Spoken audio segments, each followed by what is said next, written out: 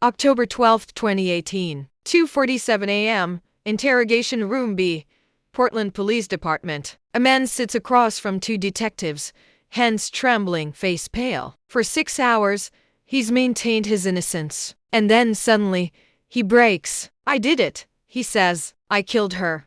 For the next 90 minutes, he provides a detailed confession. He describes the crime scene with accuracy that only the killer would know. He explains his motive, his method, his attempt to cover his tracks. Detectives breathe a sigh of relief. Case closed. But 48 hours later, everything changes. The same man sits in the same interrogation room and says 5 words that will turn this case upside down. "I lied. I didn't do it." What follows is one of the most confounding criminal cases in recent memory. A confession that was detailed, convincing, and corroborated by evidence. And a recantation that was equally compelling, supported by facts the detectives couldn't ignore. Today, we're diving into a case where the truth isn't just elusive, it's contradictory. A case where a man confessed to murder and then changed his story. And to this day, no one, not the police, not the prosecutors, not even the defendant himself, seems entirely certain what really happened. To understand this case, we need to start with the victim, because her life, and the circumstances surrounding her death, set the stage for everything that followed. Rebecca Chen was 29 years old when she died. Born and raised in Portland, Oregon, she was the youngest of 3 siblings in a tight-knit family. Her parents, immigrants from Taiwan, had worked tirelessly to build a life in America. Her father owned a small restaurant. Her mother taught piano lessons from their home.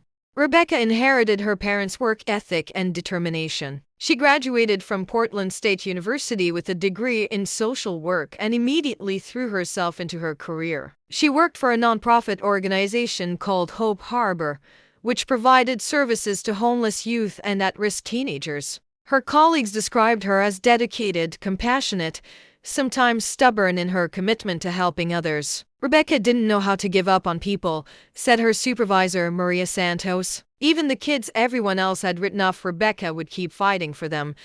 But Rebecca's personal life was more complicated. Friends described her as intensely private, someone who kept her struggles hidden behind a professional facade. She'd been through a difficult breakup 6 months before her death, a relationship that ended badly, though friends didn't know all the details. Rebecca lived alone in a modest apartment in Portland's Hawthorne district. It was a 2nd-floor walk-up, small but comfortable, filled with books and plants and photos of her family. Her neighbors described her as quiet, friendly, the kind of person who'd water your plants when you were out of town.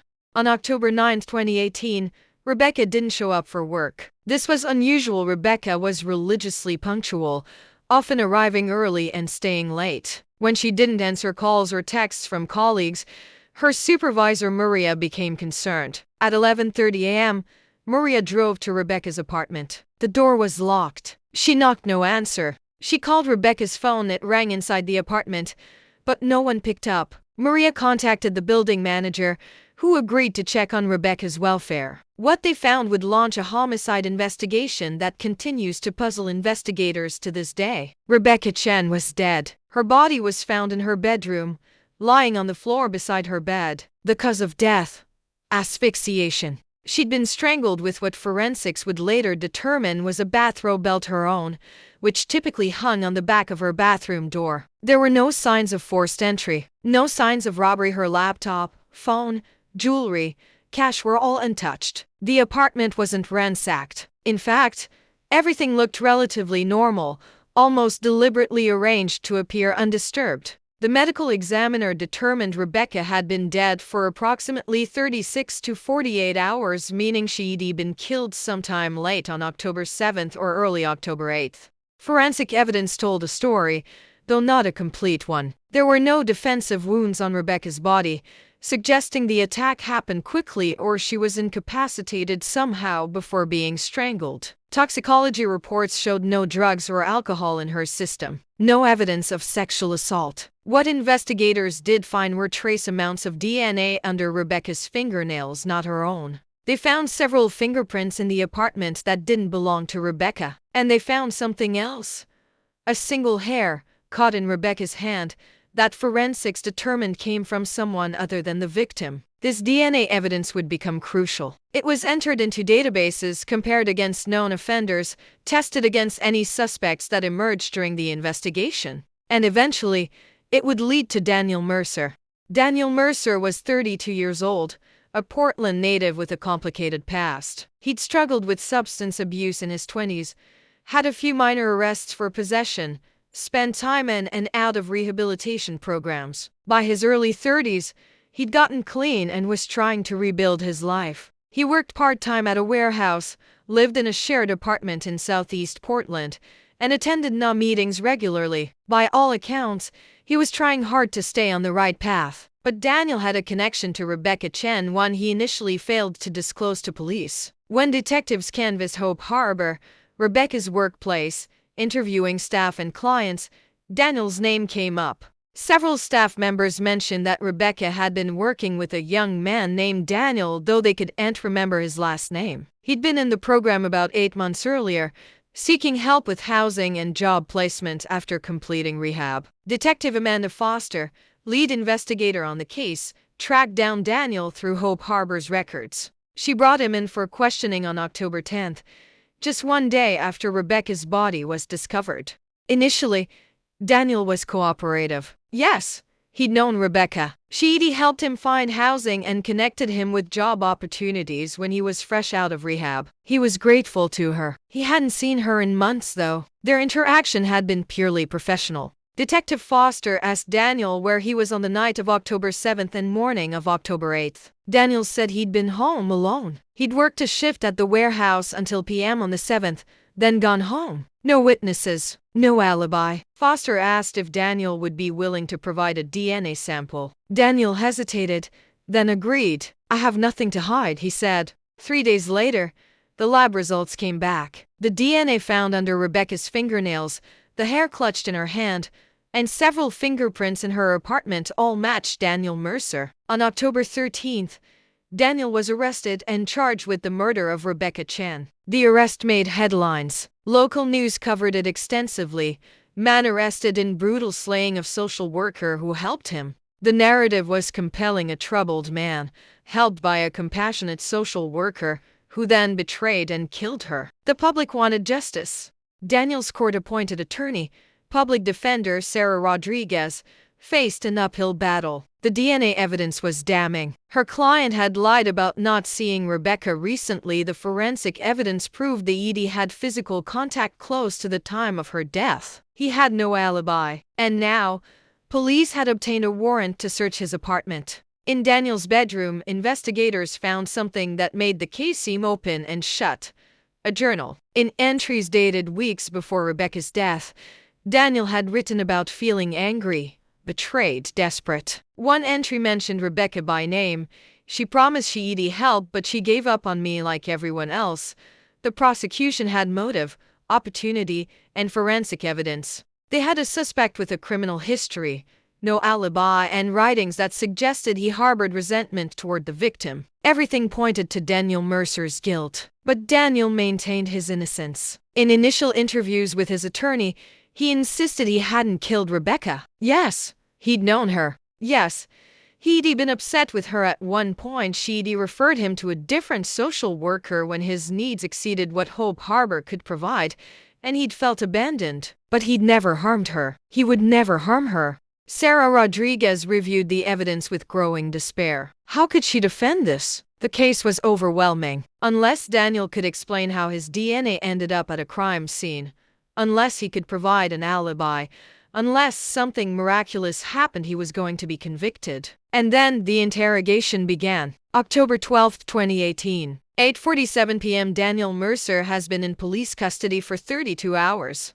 He's waived his right to have his attorney present, a decision Sarah Rodriguez would later describe as disastrous, but one she couldn't prevent, as Daniel insisted he wanted to talk. Detective Amanda Foster and Detective Robert Chen enter Interrogation Room B. The room is small, windowless, lit by harsh fluorescent lights. A camera records everything. For the first several hours, Daniel maintains his innocence. He explains that, yes, he'd been to Rebecca's apartment before several months ago, when she'd helped him with housing paperwork. That's why his fingerprints were there. He can't explain the DNA under her fingernails or the hair in her hand, but he insists he wasn't there the night she died. Detectives push back. They present the evidence. They walk Daniel through the timeline. They show him the forensic reports. They quote his journal entries back to him. Daniel becomes increasingly distressed. He's exhausted, confused, overwhelmed. At one point, he puts his head in his hands and says,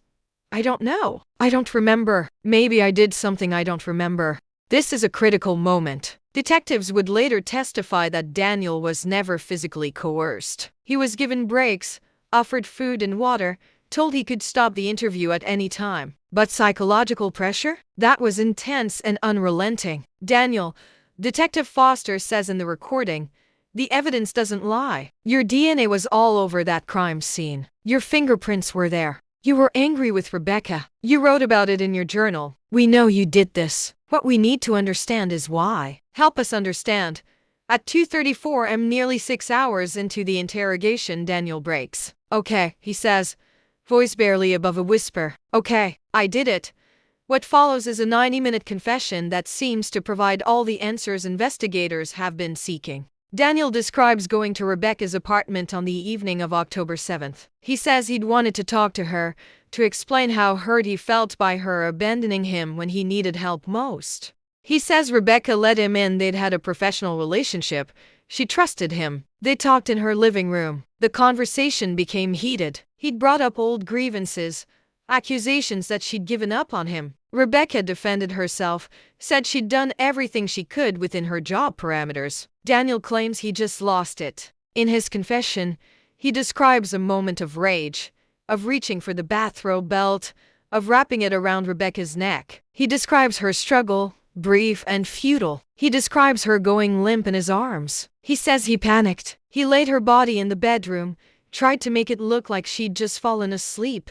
He wiped down surfaces, though clearly not well enough to eliminate all traces of his presence. He left through the front door, locking it behind him with gloves on. Detectives listen, taking notes, asking follow-up questions. Daniel's confession includes details that match the crime scene: the position of Rebecca's body, the location of the bathrobe belt, the fact that nothing was stolen or disturbed. But here's what makes this confession particularly convincing. Daniel provides details that weren't public knowledge. He mentions that Rebecca had a small burn mark on her kitchen counter from a candle incident. He describes the layout of her bedroom, including a specific poster on the wall that was only visible in crime scene photos never released to the media. He mentions that Rebecca's bathroom window was slightly open, a detail only someone who'd been in the apartment would know. Detective Foster and Detective Chen exchange looks. This isn't just a confession. This is a detailed, corroborated account that only the killer would know. At 4:07 a.m., Daniel signs a written statement. The confession is recorded, documented, witnessed. From a legal standpoint, it's solid. Prosecutors are ecstatic. Defense attorney Sarah Rodriguez is devastated. The case appears closed. But then something strange happens. As dawn breaks and Daniel is taken back to his cell, he becomes increasingly agitated. He asks to speak to his attorney. When Sarah Rodriguez arrives at 9:30 a.m., Daniel is pacing, anxious, distressed in a way she hasn't seen before. "I need to talk to you," he says, "about the confession. I made a mistake." Sarah's heart sinks. She knows what's coming. Suspects often recant confessions, claiming they were coerced or confused. It rarely works. Judges and juries tend to believe the confession over the recantation. But what Daniel says next surprises her. "I don't think I killed her," Daniel says. I said I did. But now, thinking about it clearly, I don't actually remember doing it. I think I made it up." Sarah sits down, pulls out her notepad. "Daniel, you gave a very detailed confession. You described the crime scene, specific details that only the killer would know. How did you know those things if you didn't do it?" Daniel's response would become the central mystery of this entire case. "Because Rebecca told me."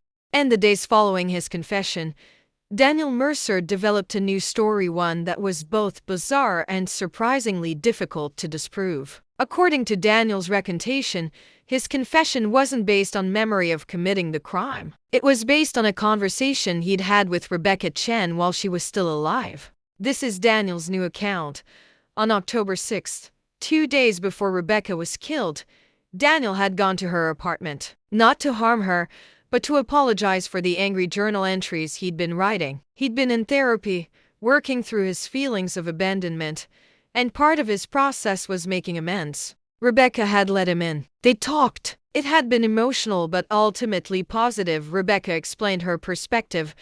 Daniel expressed his understanding. By the end, they'd reconciled. She'd even made him tea. They'd talked for over an hour. But here's where Daniel's story gets strange. He claims that during this conversation, Rebecca had mentioned being afraid.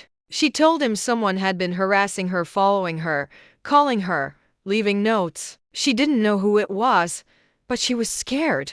And then, according to Daniel, Rebecca said something that seemed odd at the time but made sense later.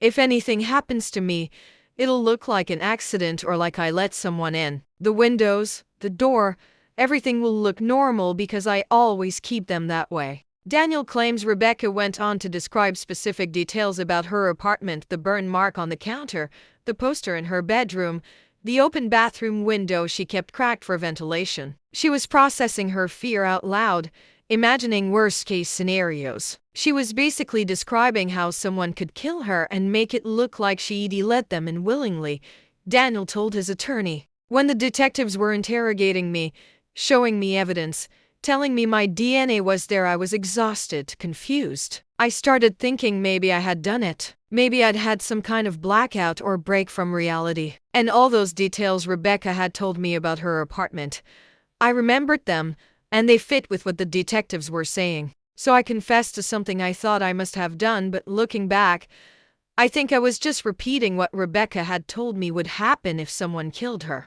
Sarah Rodriguez listened to this explanation with a mix of skepticism and intrigue. On one hand, it sounded like a desperate attempt by a guilty man to backtrack on his confession. On the other hand, it explained something that had bothered her about the original confession. The level of detail was almost too perfect, too organized, for someone confessing in a moment of exhaustion and psychological pressure. Sarah began investigating Daniel's new claims. First question: had anyone else known about Rebecca's fears? Had she mentioned to anyone that she was being harassed or followed? The answer was yes. Sarah interviewed Rebecca's co-workers at Hope Harbor. 2 staff members confirmed that in the weeks before her death, Rebecca had mentioned feeling uneasy. She'd said someone had been calling her personal phone from blocked numbers. She'd received 2 handwritten notes slipped under her apartment door, notes that said unsettling things like "I am watching and you can't help everyone." Rebecca had filed a report with Portland police about the harassment on September 28, just over a week before her death. The report documented the calls and the notes. Officers had told her to document any further incidents, change her locks, and consider a restraining order if she identified the harasser. This corroborated Daniel's claim that Rebecca had been afraid of someone. But did it prove Daniel's story that Rebecca had described her apartment to him? That was harder to verify. Sarah tracked down Rebecca's friends and family. Had Rebecca mentioned Daniel Mercer visiting her apartment on October 6th? Had she talked about reconciling with him? Rebecca's best friend, Melissa Wong, provided a crucial piece of information. Yes, Rebecca had mentioned Daniel. On October 6th, Rebecca had texted Melissa. Daniel stopped by to apologize. Actually turned out okay. Felt good to clear the air. This text message confirmed Daniel's claim that he'd visited Rebecca on October 6th, 2 days before she was killed. It also suggested the visit had been positive, not hostile. But here's what created reasonable doubt.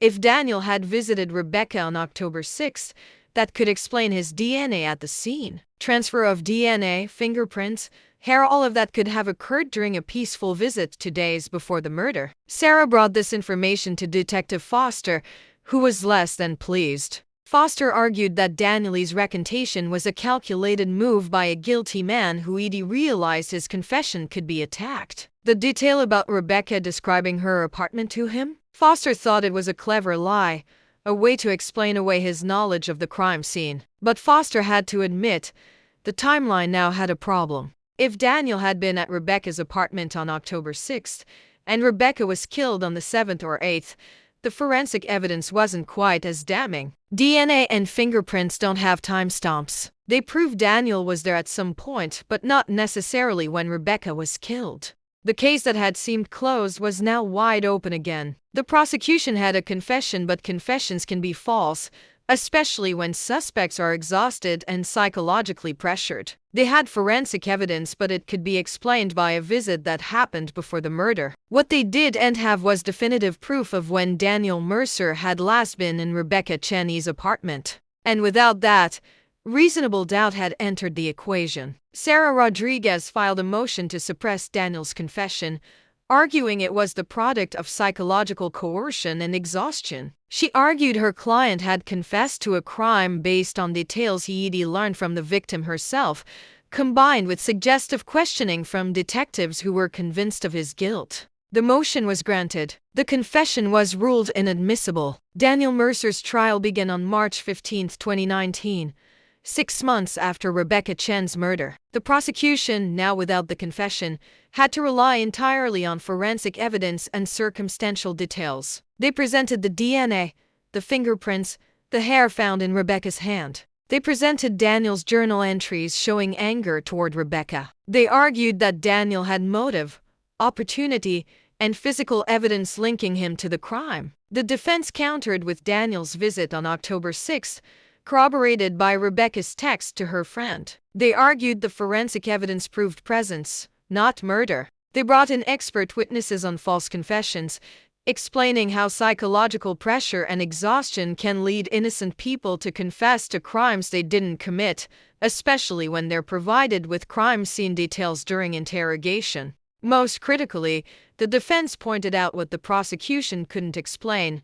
If Daniel had killed Rebecca, what happened to the real harasser, the person who'd been calling her, leaving her notes, making her afraid in the weeks before her death? Why had that investigation been dropped once Daniel confessed? Detective Foster testified for 3 days. She stood by the investigation, the interrogation techniques, the evidence. But under cross-examination, she admitted that police had stopped investigating other leads once Daniel confessed. They hadn't traced the blocked phone calls. They hadn't analyzed the handwritten notes for fingerprints or DNA. They'd been so certain Daniel was guilty that they'd closed the door on other possibilities. The trial lasted 5 weeks. The jury deliberated for 4 days. The verdict: not guilty. Daniel Mercer walked free on April 22, 2019. The courtroom erupted. Rebecca's family was devastated, convinced they'd been denied justice. Daniel's supporters were relieved but subdued, understanding that not guilty doesn't mean innocent. In a post-trial press conference,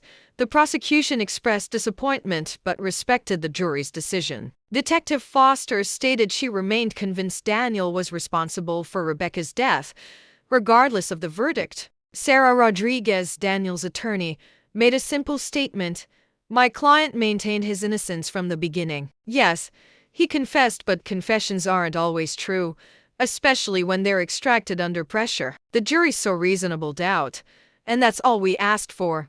But here's what makes this case particularly haunting: Daniel himself seems uncertain. In an interview conducted 6 months after the trial, the only media interview he's ever given, Daniel was asked directly, "Did you kill Rebecca Chen?" His answer was unsettling. "I don't think so," he said. "I mean, logically. No, I visited her on the 6th. We talked. I left. I have no memory of going back and hurting her. But when I was in that interrogation room, exhausted and being shown all that evidence, I genuinely believed I must have done it. Even now, there is a small part of me that wonders if I had some kind of fugue state or breakdown that I've blocked out." The mind is a strange thing. When pressed, when asked if he was saying he might have killed her, Daniel became more definitive. "No, I didn't kill her. But I understand why people think I did. And I understand why I confessed." In that moment, it seemed like the only explanation that made sense. 5 years after Rebecca Chen's murder, the case remains officially unsolved. Daniel Mercer cannot be tried again due to double jeopardy laws. No other suspects have been charged. The harassment Rebecca experienced before her death has never been explained or investigated to conclusion. Rebecca's family still believes Daniel killed her. They've established a foundation in her name, supporting domestic violence prevention and victim advocacy. They've spoken publicly about their frustration with the justice system, with false confessions, with legal technicalities that they believe let a killer walk free. Daniel Mercer has moved to another state, changed his name, tried to rebuild his life away from the shadow of this case. He rarely speaks about it, but when he does, his message is consistent. False confessions are real. Psychological pressure is powerful, and the human mind under stress can convince itself of almost anything. This case forces us to confront uncomfortable questions about truth and memory. Can someone confess to a crime they didn't commit? The answer, according to forensic psychologists, is absolutely yes. It happens more often than we'd like to believe.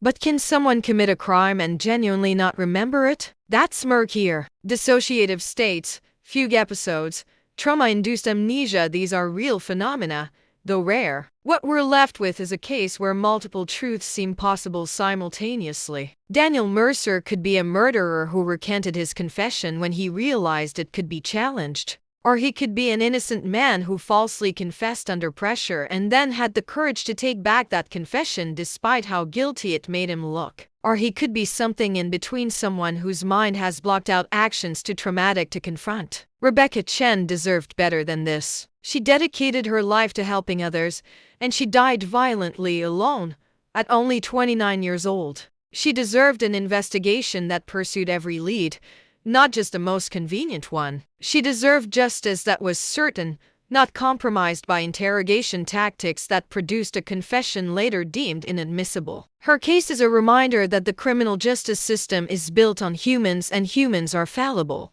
Detectives make mistakes, suspects lie, or tell the truth, or sometimes can distinguish between the two. Juries do their best with imperfect information. And sometimes, despite all our tools, all our science, all our procedures, we still don't know what really happened. If you have any information about Rebecca Chen's murder, please contact Portland Police Department. Despite the verdict in Daniel Mercer's trial, the case remains open, and investigators welcome any new evidence or leads. Rebecca was a daughter, a sister, a friend, and a social worker who changed countless lives. She deserves answers. Her family deserves closure. And the truth, whatever it is, deserves to finally come to light. This case remains unsolved despite the trial verdict. Victim: Rebecca Chen. Age: 29. Date of death: October 7th to 8th, 2018. Location: Portland, Oregon. Anyone with information is urged to contact Portland Police Department Major Crimes Unit.